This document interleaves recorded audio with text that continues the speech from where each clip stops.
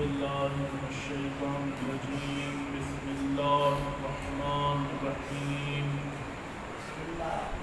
الحمد لله رب العالمين الصلاة والسلام على سيدنا وحبيب قلوبنا وطبيب نفوسنا أبي القاسم محمد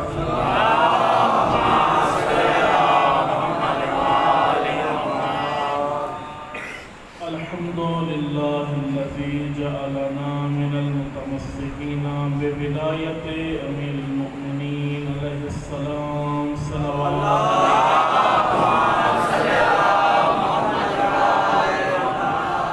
وآله الطيبين الطاهرين المعصومين المظلومين المنتجبين. فقال الله تبارك وتعالى في محكم كتاب المجيد والفرقان الحميد بسم الله الرحمن الرحيم إن الدين عند الله الإسلام صلوات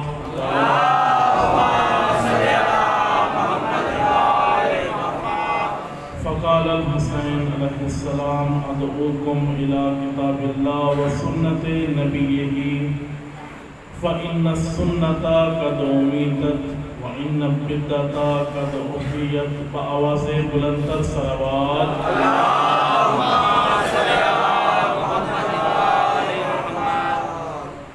دعا ہے خالق کائنات سے کہ اللہ تعالیٰ آپ سب کا اس مجلس عزا میں شرکت کرنا اپنی بارگاہ میں قبول و منظور فرمائے اور صحیح معنوں میں عزادار حسین بننے کی توفیق. آپ کی خدمت میں کل جو گفتگو پیش ہوئی تھی وہ ایک تمہیدی گفتگو تھی تاکہ آپ کے ذہن آمادہ ہو جائیں، مخاطبین کو بھی پتہ چل جائے کہ خطیب کیسا ہے اور خطیب کو بھی اندازہ ہو جائے کہ مخاطبین کیسے ہیں. اب خطیب نے تو مخاطبین کو بہت اچھا پایا ہے، لیکن اگر آپ مجھے اچھا نہیں بھی پائیں گے تو کوئی مسئلہ نہیں ہے. اللہ کی بارگاہ میں کسی انسان کی نظر میں اپنے آپ کو اونچا بنا لینا اس سے کہیں زیادہ بہتر ہے کہ انسان اس انسان کے خالق کی نظروں میں اونچا ہو. آپ کی خدمت میں جو موضوع اگلے ایام میں پیش ہوتا رہے گا وہ موضوع ہے حسینیت بشریت کی نجات. حسینیت ہی بشریت کی نجات کا واحد راستہ ہے. یہ موضوع آپ کی خدمت میں پیش ہوگا. آپ کی خدمت میں قرآن مجید کی ایک آیت پیش کی ہے. اللہ تعالیٰ فرماتا ہے ان الدین عند اللہ الاسلام. توجہ ہے نا آپ سب کی؟ پیچھے والے خاموش بیٹھے ہیں، اب معلوم نہیں ان کو شاید میری باتیں سمجھ نہیں آتی یا غور سے سن رہے ہیں. پیچھے والوں کی صحت و سلامتی کے لیے مل کر بآواز بلندر صلوات.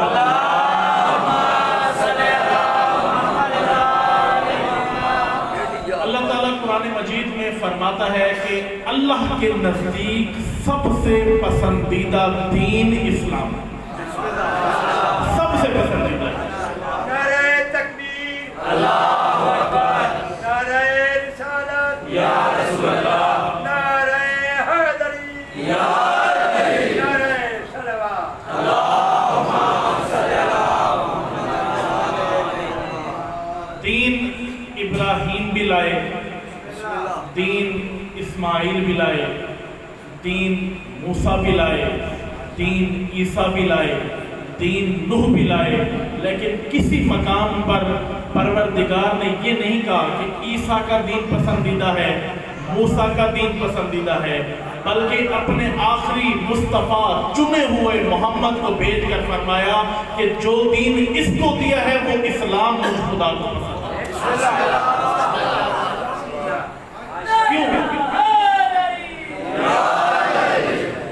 کیوں یہ دین اللہ کو کیوں پسند ہے؟ باقی بھی تو دین اللہ کی ہیں. وہ بھی دین موسیٰ اور عیسیٰ نوح نبی اپنی طرف سے تو نہیں لائے تھے، وہ دین بھی اللہ نے دیا تھا۔ فرق یہ ہے کہ ان ادیان کے بعد دوسرا دین شروع ہو جاتا۔ نوح کی حکومت ختم ہوئی، نوح کا دور ختم ہوا۔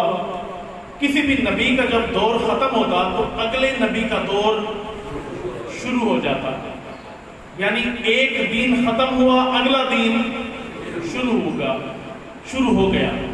اس دین سے محبت اس وجہ سے تھی کیونکہ اس دین کے بعد نیا دین نہیں آنا، بلکہ علی کی ولایت آنی ہے جس نے اس دین کی حفاظت کرنی۔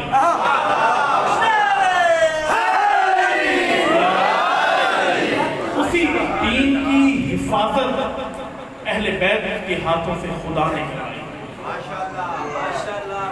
مولا علی علیہ السلام رسول اکرم کی وفات کے بعد آپ کے جانشین ہیں، خلیفہ ہیں، امام ہیں، رہبر ہیں، پیشوا ہیں، لیکن امت نے علی کو اپنا امام نہیں مانا۔ حضور کی آنکھیں بند ہوتی گئیں کہ لوگوں نے علی سے اپنا دامن چھڑا لیا۔ غدیر کا اعلان بھول گئے کہ حضور نے فرمایا تھا من کنت مولاہ فہذا علی المولا۔ اگر امام باقر علیہ السلام سے ایک شخص نے پوچھا،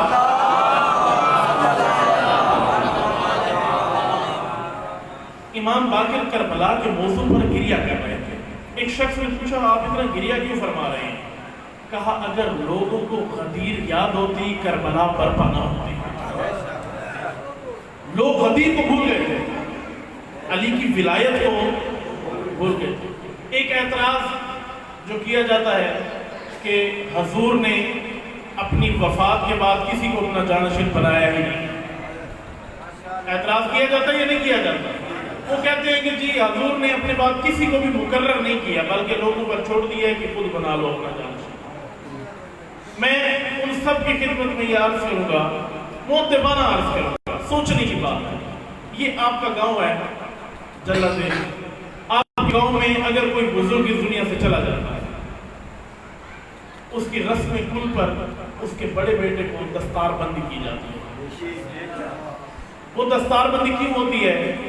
وہ اس وجہ سے ہوتی ہے کہ اب اس والد کے بعد اس کے خانوادے کا خیال اس نے رکھنا ہے، اس کے بچوں کا خیال اس نے رکھنا ہے، اس کے گھر کو اس نے سنبھالنا ہے۔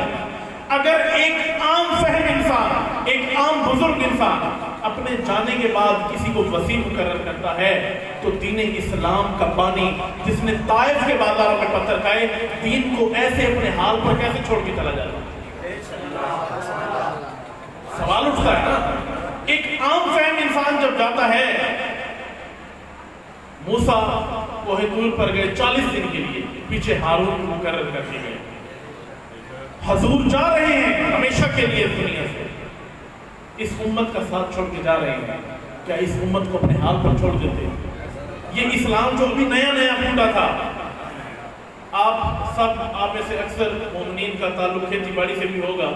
میں ایک آپ کو چھوٹی سی مثال بھی دے دیتا ہوں تاکہ مطلب کی صحیح سے وضاحت ہو سکے۔ صلوات پڑھیں محمد و آل محمد۔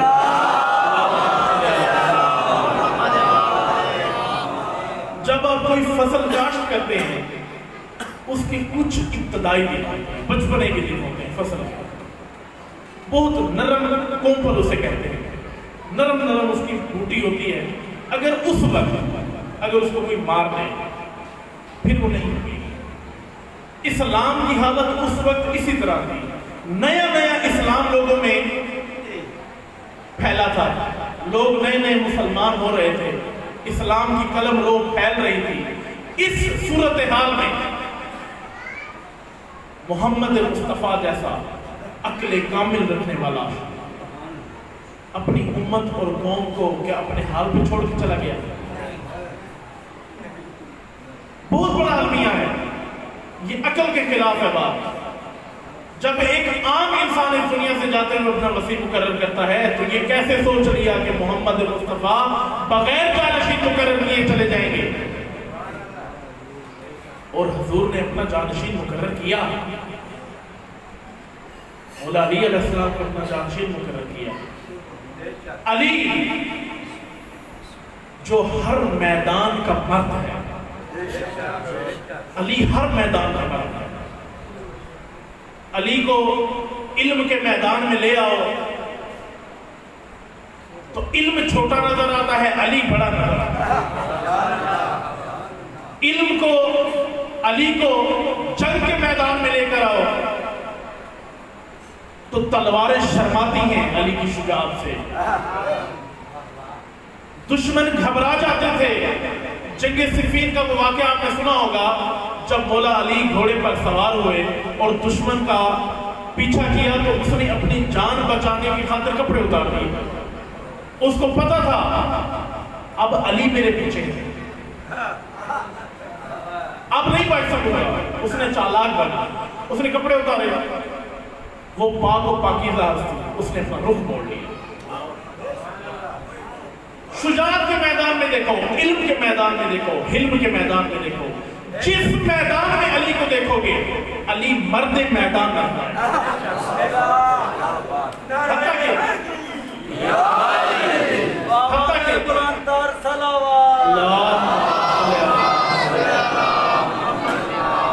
ہمارے دیگر بابا سے بلندر صلوات. حتیٰ کہ یہی خلفاء اپنے دور کے اندر مولا علی سے مشاورت کرتے، جس مسئلے میں پھنس جاتے اہل بیت کا در ان کو نظر آتا. جہاں پھنس جاتے ان کو یقین تھا کہ اس مسئلے سے اگر کوئی نکال سکتا ہے تو علی ہی نکال سکتا ہے، اس مشکل سے مشکل کشا ہی نکال سکتا ہے. مولا علی ہر میدان کے مارے، لیکن جب دیکھا حالات بگڑ گئے ہیں، اسی شجاع علی نے جس نے ہر میدان میں کفار اور مشرکین کو مزہ چکھایا، 25 سال کے لیے اپنی تلوار کو نیام میں ڈال دیا، خاموشی اختیار کر لیا. آپ نے یہ مشاہدہ کیا ہوگا، اگر دو بچوں کے ہاتھوں میں دھاگا دیا جائے، ڈور دی جائے، ایک کو کہا جائے تم اپنی طرف کھینچو، دوسرے کو کہا جائے تم اپنی طرف کھینچو، دونوں اگر ایک دوسرے کی طرف کھینچا تانی کرتے رہیں دھاگا ٹوٹ جائے گا. اگر علی خلافت کی ڈور کو کھینچا تانی کرتے تو خلافت کی ڈور ٹوٹ جاتی. علی نے ڈور کو توڑا نہیں بلکہ ڈور پھینک دی. عقل مندی، کہا میرے دشمن یہ نہیں ہے، اگر میں ان کے خلاف میں قیام کروں، تلوار اٹھاؤں، کوئی ان کو میری تلوار سے بچا نہیں سکتا. لیکن میری تلوار اٹھانے سے صرف ان کا نقصان نہیں ہوگا، محمد کے دین کا نقصان ہوگا. علی نے خاموشی اختیار کر لیا. وہ شجاع علی جو بدر و حنین میں، احد میں ہر دم محمد کا مدافع بنا رہا. جب دیکھا مصلحت ہے تلوار نیام میں ڈال لی، خاموشی اختیار کر لیا. علی جانتے تھے آج مصلحت تلوار اٹھانا نہیں ہے. اگر مولا علی تلوار اٹھا لیتے، کیا یہ مقابلے کے تھے مولا علی کے؟ کوئی بھی نہیں تھا. یہ سب جانتے تھے، سب جانتے تھے کہ علی کا کوئی مقابلہ نہیں کر سکتا. مولا علی نے اسی اسلام کو بچانے کی خاطر تلوار نیام میں ڈالی. اب دیکھیں یہاں سیرت اہل بیت میں سوچنے کی بات ہے. جہاں خاموشی اختیار کرنا پڑی اہل بیت کو، دین کے لیے مصلحت تھی، وہاں خاموش ہو گئے. اپنا ذات نہیں دیکھے، یہ نہیں دیکھا کہ مجھے کرسی نہیں مل رہی، میں امام نہیں بن رہا، لوگوں نے مجھے قبول نہیں کیا. دکھ ہے، افسوس ہے کہ محمد کے حقیقی جانشین کو لوگ نے بھلا دیا، لیکن عقل مندی سے کام لیا، زیرکی سے کام لیا. اگر اس وقت مولا علی وہی کام کرتے ہیں جو دو بچے ڈور کے درمیان کرتے ہیں تو ڈور ٹوٹ جاتی. وہ اسلام جو نیا نیا پھیل رہا تھا، مولا علی نے اپنی تلوار نیام میں ڈال کر اس اسلام کو مزید زندہ کر دیا. مولا جانتے تھے آج نہیں ہوگا، ایک وقت آئے گا جب علی کی حکومت کا جھنڈا لہرائے گا۔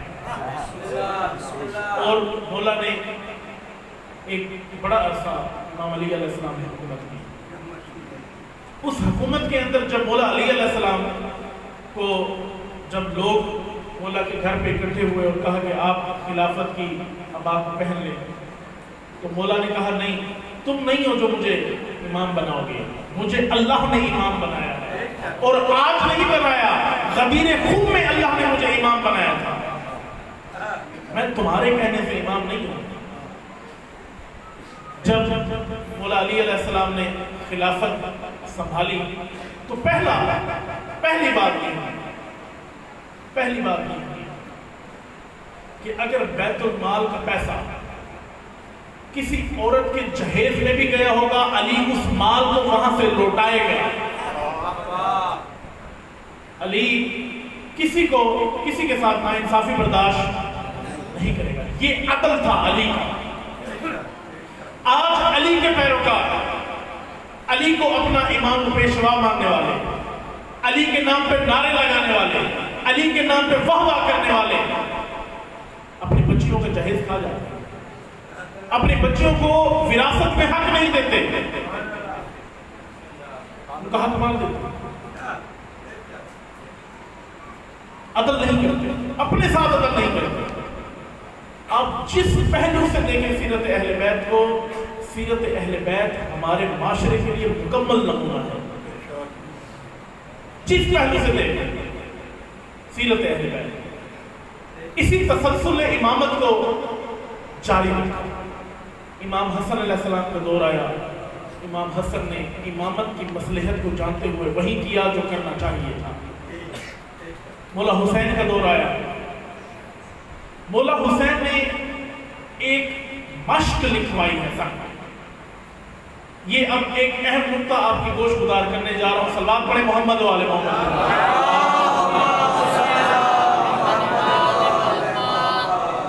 امام حسین علیہ السلام نے اسی امامت کے تسلسل کو جاری رکھتے ہوئے ایک مشق بنائی۔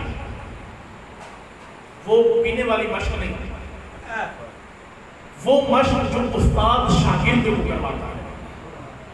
آپ اسکول کا دور آپ میں سے اکثر نے گزار لیا ہے، بچے بیٹھے ہیں اسکول کے اندر، پہلے دوروں میں ایک طریقہ ہوتا تھا بچے کو لکھوانے کا۔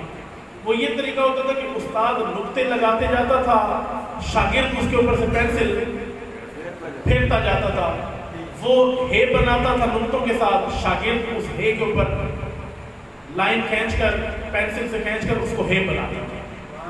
استاد مشق لکھتا تھا، شاگرد سر مشق کرتا تھا۔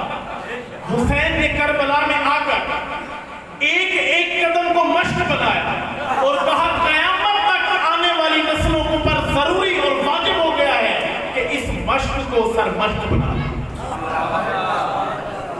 حسین کے نقش قدم پر چلنا شروع ہو گیا۔ حسین نے مشق دی ہے، تمرین۔ استاد دیتا ہے نا، ہوم ورک دیتا ہے بچوں کو کہ یہ آج پڑھایا ہے کل یہ لکھ کر آنا۔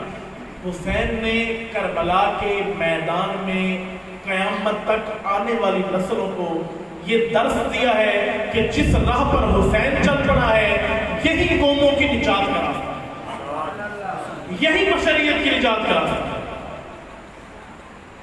یہی راستہ۔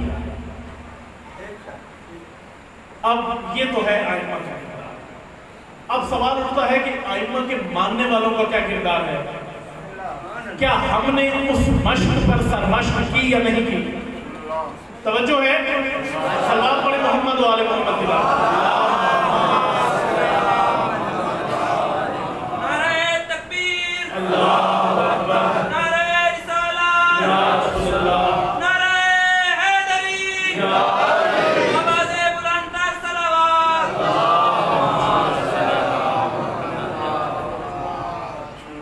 وہ مشق اب تک ہم نے نہیں کی،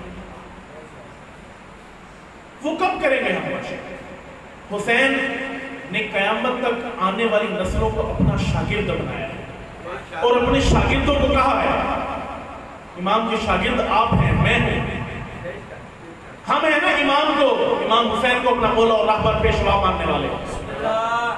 امام حسین نے ہمیں شاگرد بنا کر بتایا کہ یہ مشق ہے مدینہ سے چلتا ہوا مختلف شہروں سے گزرتا ہوا حسین کربلا کے میدان میں یہ مشق دے کر جا رہا ہے کہ لوگوں نے اس مشق کو سرمشق بنانا ہے، اس مشق کو پورا کرنا ہے. کیا ہم نے اس مشق کے لیے پہلا قدم بھی اٹھایا ہے؟ سوال ہے. پہلا قدم اس مشق کے لیے کیا ہو؟ پہلا قدم یہ ہے کہ ہم سب ذاتی طور پر انفرادی طور پر اپنے آپ کو دیکھیں کہ ہم نے کتنا امام حسین کی سیرت کو اپنایا. میری باتیں سخت تو نہیں ہوگی. میں سمجھتا ہوں کہ اگر عشرہ حسین میں حسین کی سیرت بیان نہ ہو تو اس عشرے کا کوئی فائدہ نہیں. ساری زندگی 40 سال 50 سال سے آپ سے واہ سن کے ذہن پک گئے. ذہن ہمارے پکا دیے گئے. 2 ائمہ کے فضائل پڑھے، 2 مصائب کے نقطے مارے اور اسٹیج سے اتر کے چلا گیا. آپ نے بھی کہا دین مکمل ہو گیا، اپنے گھر چلے جاؤ. خطیب اپنے گھر، آپ اپنے گھر. دین مکمل نہیں ہوا، دین نافذ نہیں ہوا. آپ دیکھیں اگر یہاں ایک پانی کا گلاس موجود ہو، توجہ رکھیے گا، مثال دے رہا ہوں، بڑی بہترین آپ کو مثال دے رہا ہوں. یہاں ایک پانی کا گلاس پڑا ہے، مجھے پیاس لگی ہے شدید. اب میں یہاں بیٹھ کر 1 گھنٹہ پانی کے فضائل پڑھتا رہوں.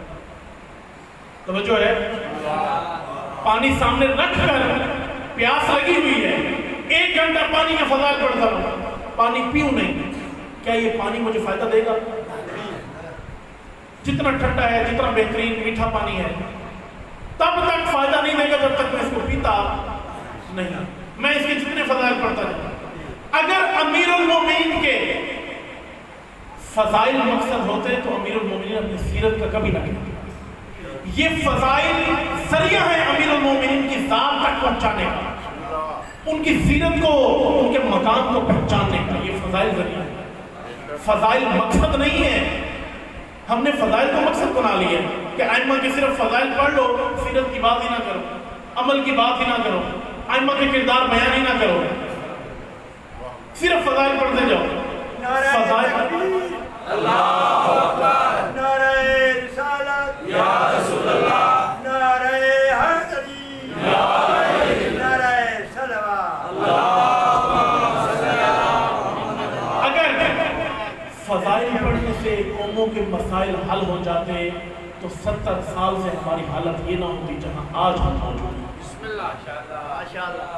کب ہوگا یہ مسئلہ حل؟ جب ہم سیرت اہل بیت کے جام کو پیئیں گے، جب اس جام کو تناول کریں گے، جب اپنے کرداروں میں اس کو پہنچائیں گے، تب ہمیں یہ فائدہ دے گا. دین زبان پر لک لکے کا نام نہیں ہے کہ زبان سے 2 باتیں کر دی اور بڑا متقی اور دیندار بن گیا. دین عمل کا نام ہے، طرز کا نام ہے، زندگی کا نام ہے. صرف دین نماز اور اسٹیج کی حد تک نہیں ہے. دین یہ بھی بتاتا ہے تجارت کیسے کرنی ہے. جس دین نے تمہیں یہ بتایا ہے کہ بیت الخلاء میں قدم کون سا رکھنا ہے، کیا وہ دین تمہیں نظام نہیں بتائے گا؟ کیا وہ دین تمہیں یہ نہیں بتائے گا تجارت کیسے کرنی ہے؟ کیا وہ دین تمہیں معاشرت کے احکام نہیں بتائے گا؟ یہ دین مکمل ہے، ہم نے دین کو صحیح نہیں اپنایا. آئیں ذرا اس دور میں دیکھیں کہ دین کو حقیقی معنوں میں کس نے اپنایا. اس دور میں آپ دیکھیں ایران میں انقلاب اسلامی ایران آیا، وہی قوم پاکستانی قوم کی طرح جو نام زبان پہ تو نام حسین تھا لیکن سروں پہ سایہ یزید کا تھا. ماشاءاللہ. ایک پاکستانی سفیر تھے وزارت خارجہ کے، وہ ایران میں ان کی ڈیوٹی کی ذمہ داری تھی.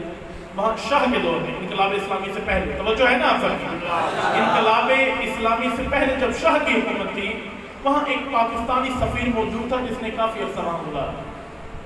وہ جب وہاں سے واپس آیا اس نے کتاب لکھی. اس نے کتاب میں لکھا کہ میں نے ایران میں ایسی قوم دیکھی ہے جس کی زبان پر تو نام حسین ہے لیکن سایہ سروں پر یزید کا. کی زبانوں پر حسین حسین ہے، حسین کے نام پر روتے ہیں، حسین کے نام پر خوش ہوتے ہیں، لیکن سروں میں جو سایہ ہے، جو نظام ہے، وہ یزید کا نظام ہے۔ اسی بندے نے کتاب کے آخر میں لکھا کہ اب وہ دور آ گیا کہ جس قوم کے زبان پہ نام حسین تھا، آج ان کے نظام میں بھی حسین شامل ہے۔ رہبر کبیر آیت اللہ العظمیٰ امام خمینی نے اس قوم کو بیدار کر کے بتایا، مشق حسینی کو سرمشق بنا کے دکھایا کہ حسین کے نقش قدم پر کیسے چلنا ہے۔ جب پوچھا گیا کہ انقلاب کیسے لائے، جب پوچھا گیا اتنی شہادتیں کیسے ہوئی، جب پوچھا گیا امریکہ، برطانیہ، یورپ سارا تمہارے مخالف تھا، مشکل تھا، سب نے تمہارے خلاف جنگ کھڑی کر رکھی تھی، اس کے باوجود نہ تمہارے پاس فوج تھی، نہ تمہارے پاس جوان تھے، نہ تمہارے پاس کوئی اور تھے، نہ تمہارے پاس اسلحہ تھا، نہ تمہارے پاس کوئی ٹینک تھا، نہ تمہارے پاس کوئی لڑاکا طیارے تھے۔ کس چیز نے تمہیں کامیاب کیا؟ امام خمینی نے فرمایا، ما ہرچ داریم السید الشہداء، ہم نے یہ سب کچھ جو لیا، انقلاب لیا، یہ نظام لیا، یہ سید الشہداء کی مرہون محنت ہے، یہ حسین کے صدقے ملا ہے۔ ما ہرچ داریم از مجلس و عزاداری، میں نے جو بھی لیا ہے ان مجلسوں سے لیا ہے، اس عزاداری سے لیا ہے۔ بس یہاں سمجھ میں آتی ہے کہ اگر یہی عزاداری میں شعور پیدا کر دیا جائے، حسینی روح پھونک دی جائے، تو یہ عزاداری بڑے سے بڑے یزیدوں کا تختہ الٹ سکتی ہے۔ عراق کی جب جنگ جاری تھی، آپ میں سے جو بزرگ ہیں انہوں نے دیکھا ہوگا اپنے دور میں، ایک بڑا عرصہ 8 سال تک جنگ ہوتی ہوئی عراق اور ایران کی۔ عراق کے پیچھے امریکہ کا ہاتھ تھا، یورپ اور ایران آیت اللہ امام خمینی کے سایہ میں وہ لڑ رہے تھے۔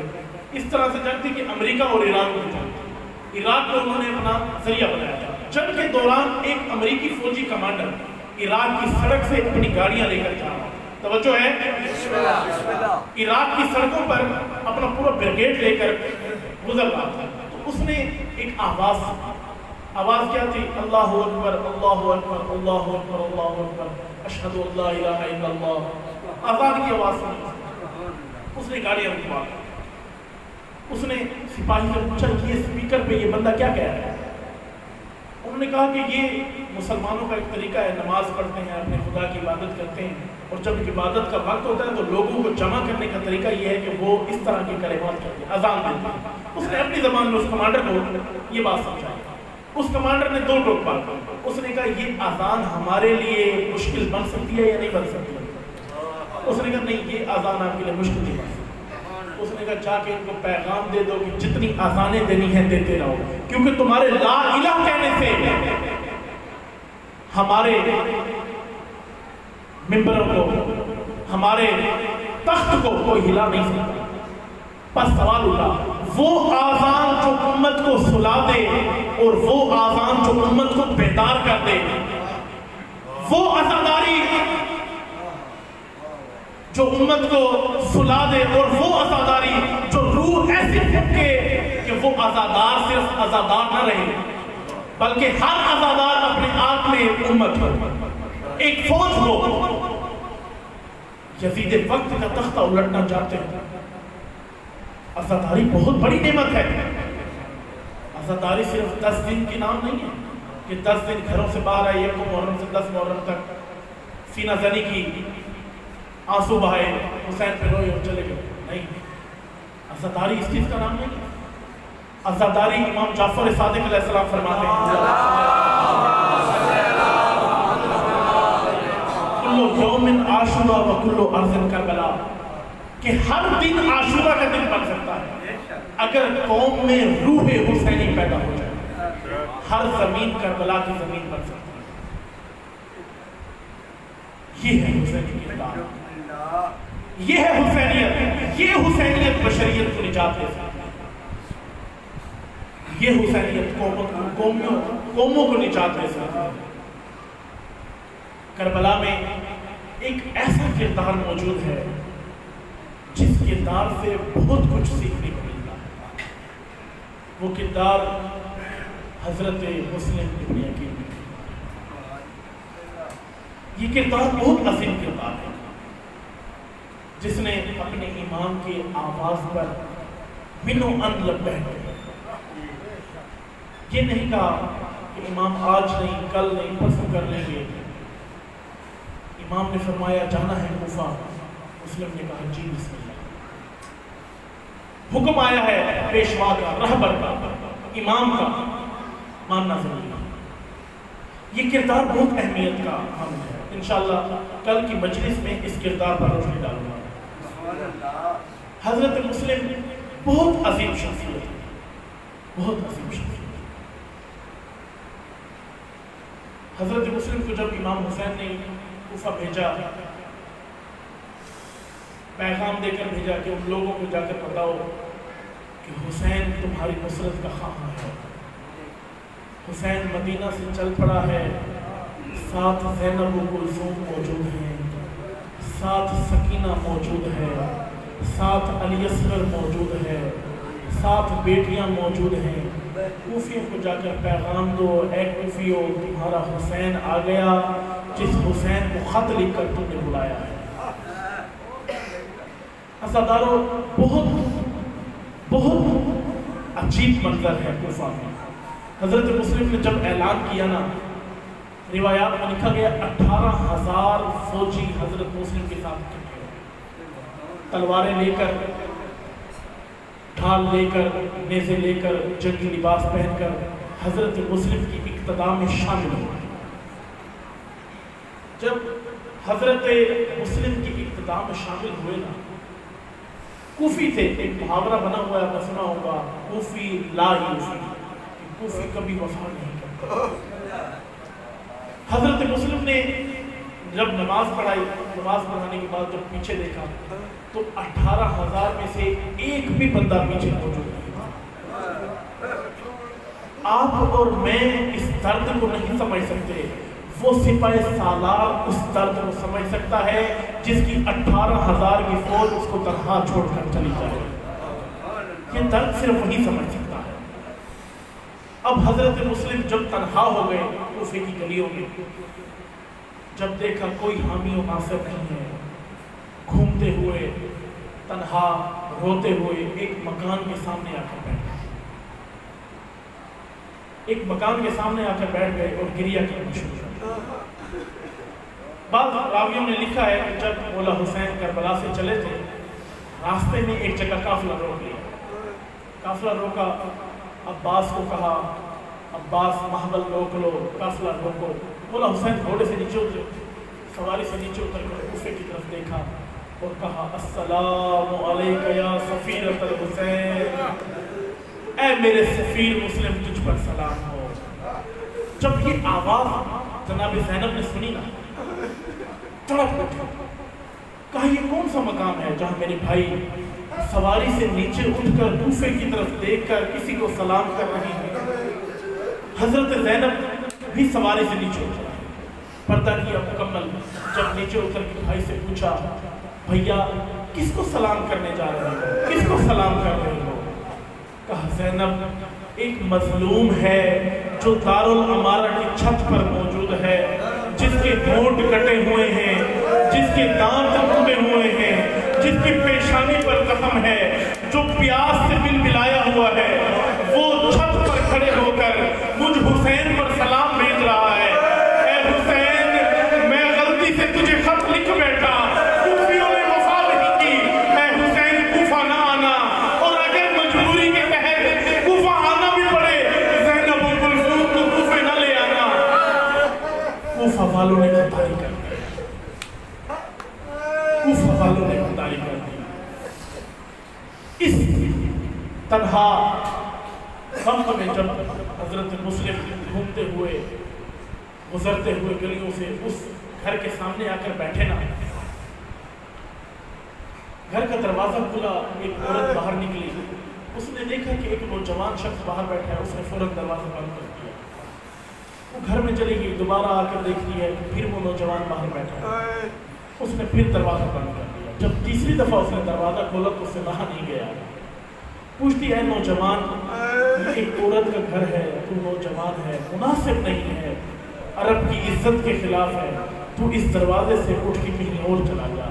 روتے ہوئے مسلم کہتے ہیں اے توبہ مجھے یہ بتا یہ غریب اس گلیوں میں جائے تو کس جگہ جائے؟ تو کہتی تو ہے تیرے مکان کو چھوڑ دو، یہاں نہ بیٹھو، مجھے یہ بتاؤ میں کہاں جاؤں؟ جب اس عورت کا نام طوا لکھا گیا، طوا لکھا گیا ہے تاریخ کی کتابوں میں، مومنہ خاتون تھی۔ اس خاتون نے پوچھا آپ کون ہیں، کہاں سے آئے؟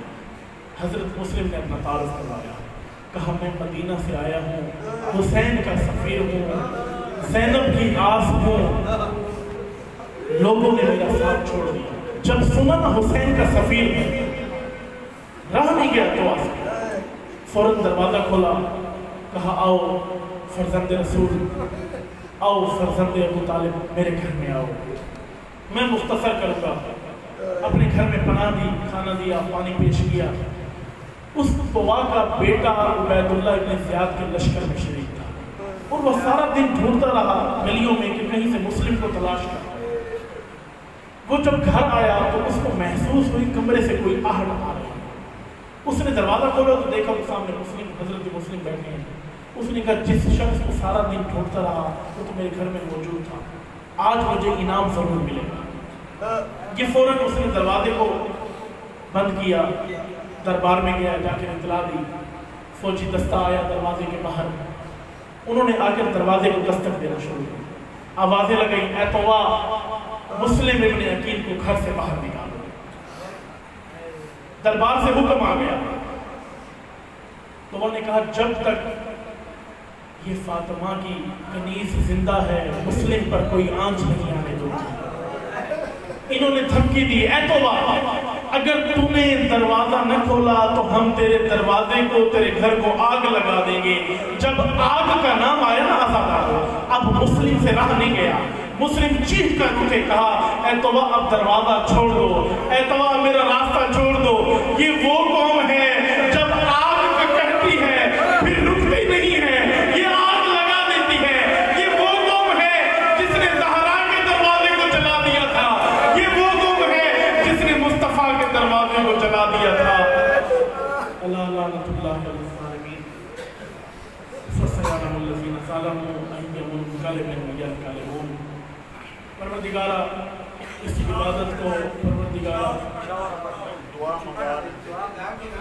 پروردگارہ اس عبادت کو قبول و منظور فرما، ہم سب کو عزاداران سید الشہداء میں شریک فرما، اپنی عبادات کی قبولیت کے لیے مل کر بآواز بلندتر صلوات